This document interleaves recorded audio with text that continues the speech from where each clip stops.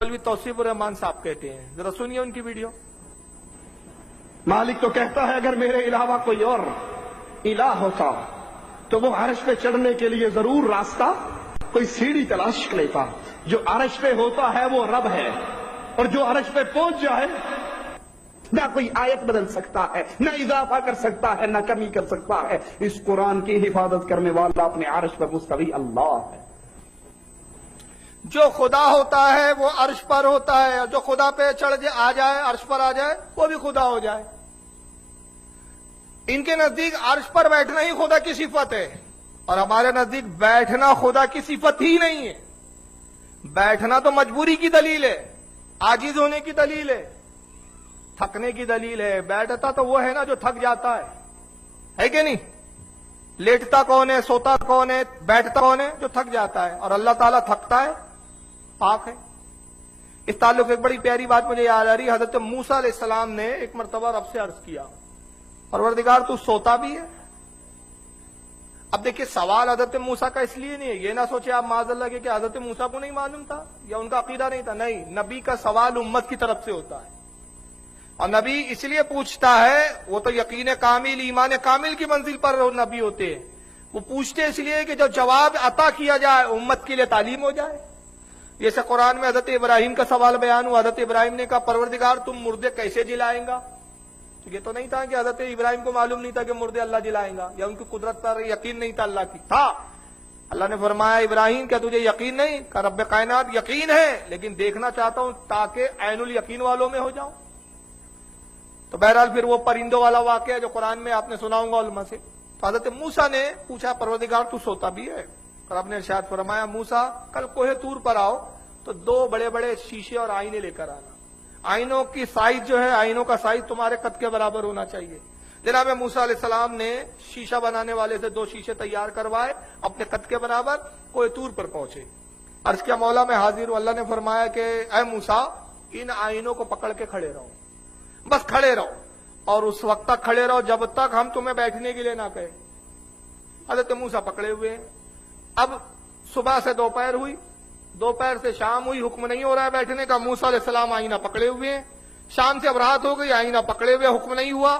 रात का पहला पहर गुजरा, दूसरा पहर, तीसरा पहर, और जब आखिरी चौथा पहर, सुबह सादिक का वक्त होता है, बड़ी खुशगवार बादे नसीम, बड़ी ठंडी हवाएं खुशगवार चलती है। ये हवाएं वो होती है उस वक्त, गाड़ी चलाने वाले अच्छे से जानते हैं कि अच्छे से अच्छा जागने वाला कम से कम एक लम्हे के लिए एक झपकी तो जरूर ले लेता है, एक ऊंग तो आ जाती है। ये हवा की तासीर ये होती है उस वक्त। अब वही हुआ, दिन भर से आईना पकड़े थे, रात भर से आईना पकड़े थे।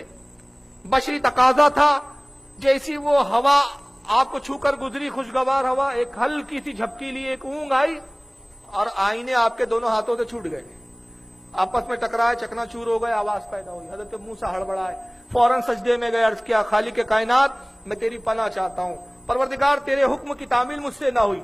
अल्लाह ने इरशाद फरमाया, मूसा खौफ ना करो, कोई इताब नाजिल नहीं करेंगे, कोई अजाब नहीं भेजा जाएगा। ऐ मूसा तू तो हमारा महबूब है, बल्कि तेरे सवालों का जवाब दे दिया गया है। और रब्बे कायनात मेरे सवाल का कैसा जवाब? इरशाद फरमाया, मूसा तूने ना कहा था कल कि परवरदिगार क्या तू सोता भी है, ऊँगता भी है? ऐ मूसा हमने तुझे समझाया इस जरिए से कि दो आईनों की रखवाली तेरे हवाले की, तू दो आईनों की हिफाजत ना कर सका, एक ऊँग ने इन आईनों को चकनाचूर करवा दिया। हम पूरे कायनात का निजाम संभाले हुए है, तेरा रब एक लम्हे भी एक ऊँग ले ले, निजाम कायनात का दरम भरम होकर रह जाए। हम सूंघने से पाक है।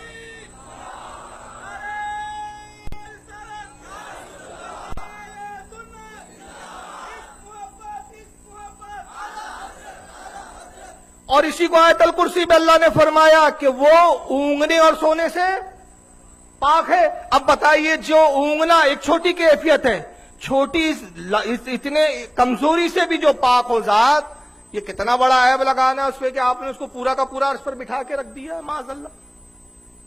और कहा कि साहब बैठा और कुर्सी पे पैर रखे हुए, कुर्सी पे पैर को टेक के रखा हुआ है माज़अल्लाह। तो खुदा की जात को आपने महदूद किया कि नहीं किया? इसलिए कि अर्श भी तो महदूद है ना। और अर्श पर जब खुदा को अगर जलवागर या बैठा हुआ मान लिया जाए तो नऊज़ बिल्लाह मिन ज़ालिक के इल्जाम आएगा कि आपने खुदा को भी महदूद कर दिया है। लेकिन अब ये सारी गुफ्तगू चल रही है, हो सकता है कि कल आपको कोई गैर मुकल्लिद نام نہاد اہل حدیث قرآن کھولے اور کہے کہ صاحب دیکھیے فاروق رضوی نے کل پوری فضول باتیں کی، ہمارا یقین اور ایمان تو قرآن پہ ہے نا بھائی، تو قرآن میں تو موجود ہے، اللہ بیٹھا ہوا ہے۔ آپ پوچھیں گے کہاں، تو وہ بہت ساری آیتیں رکھ دیں گا، جس میں ایک مشہور آیت کریمہ ہے، وہ یہ ہے، ذرا یہ سن لیجئے، لیکن اس سے پہلے یہ 2 ویڈیو اور سن لیجئے، پھر میں وہ آیت ان کی جو دلیل ہے ان کی وہ بعد میں آتا ہوں۔ توصیف الرحمان صاحب کو بھی آپ نے سنا کہ جو رب ہوتا ہے وہ عرش پر سیڑھی لگا کے آ سکتا ہے۔ مولانا، معاف کر دیجیے گا مولانا بول دیا میں نے، ڈاکٹر ذاکر نائک صاحب کو سن لیجئے، ہاں وہ غلطی سے نکل گیا بھائی، ابھی ان کے ستارے بڑے خراب چل رہے ہیں۔ سنیے نائک صاحب کیا کہتے ہیں۔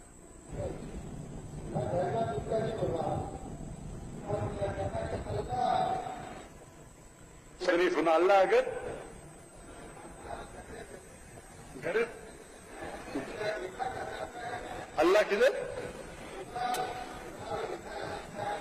خود اللہ کدھر اپنے کہا گھرے تو ہاں ذرے ذرے میں، ہاں بھائی صاحب نے کہا کہ اگر اللہ ہر جگہ ہر ذرے ذرے میں موجود ہے، ہر ذرے ذرے میں موجود ہے، قرآن کے مطابق اللہ کی طاقت، اللہ کا علم سب جگہ موجود ہے، اللہ لیکن عرش پہ بیٹھے ہیں، اللہ لیکن عرش پہ بیٹھے ہیں، تو یہ کہنا اللہ سب جگہ موجود ہے یہ اسلام کی تعلیم میں نہیں ہے، یہ ہندو کی تعلیم میں ہے۔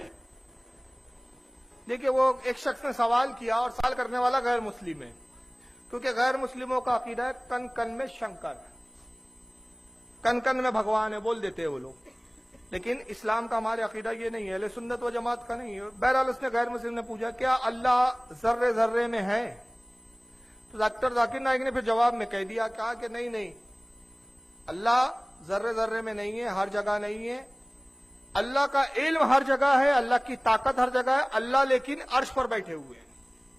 بیٹھے ہوئے کہاں ہیں وہ؟ عرش کے اوپر بیٹھے ہوئے ہیں۔ یہ کیا وہ پورے غیر مقلدین کو میں کہہ رہا ہوں، دعوت دے رہا ہوں، کیا وہ بتا سکتے ہیں کہ وہ گھڑی کون سی تھی جب وہ بیٹھے تھے؟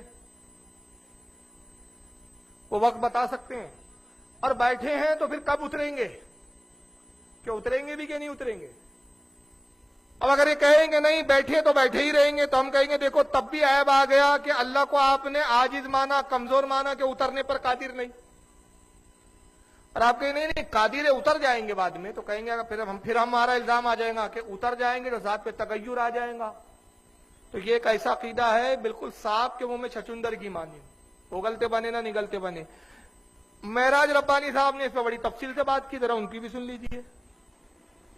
اللہ کی کوئی مثال بیان نہیں کی جا سکتی ہے، وہ اپنی شان، اپنی عظمت کے جیسے لائق ہے، اس طرح سے اس کی یہ تمام سب چیزیں ہیں، یہ ہمارا ایمان اور عقیدہ ہے، لیکن وہ کیسے ہیں یہ ہمیں اس کا پتہ نہ اللہ نے بتلایا، نہ رسول نے بتلایا، نہ صحابہ نے بتلایا، نہ ائمہ نے بتلایا، بلکہ سب اسی طرح سے ایمان لاتے رہے جس طرح نبی کریم صلی اللہ علیہ وسلم کا ایمان تھا کہ اللہ عرش پر ہے، صحابہ کا ایمان تھا کہ اللہ عرش پر ہے، تابعین کا ایمان تھا کہ اللہ عرش پر ہے، اسی طرح آج بھی اہل الحدیث والسنہ اسی بات پر ایمان رکھتے ہیں کہ اللہ عرش پر ہے، اللہ ہر جگہ موجود نہیں۔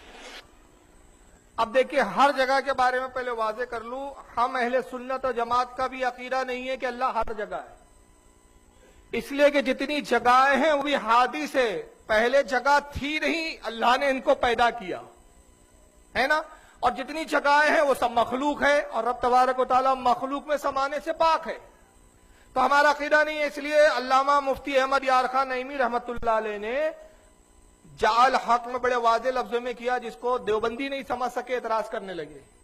انہوں نے کہا ہر جگہ ہونا، ہر جگہ رہنا اللہ کی شان نہیں بلکہ یہ رسول اللہ کی شان ہے۔ کیوں؟ جگہ مخلوق ہے، اور مخلوق میں سب سے افضل ذات کس کی ہے؟ اور رسول اللہ کی، تو آقا کا حق ہے کہ وہ ہر جگہ موجود رہے۔